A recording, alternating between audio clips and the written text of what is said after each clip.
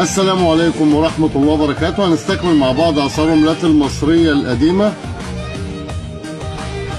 كل الأسئلة عن الربع جنيه ده، الربع جنيه المخروم بتاع زمان.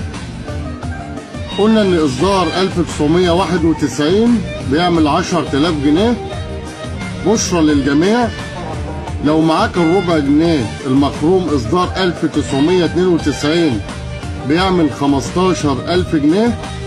ايوه يا فندم، لو معاك الربع جنيه المخروم اصدار 1992 بيعمل 15,000 جنيه. ليه بيعمل 15,000 جنيه؟ لان صدر منه عملات تجريبيه سنه 91 و92.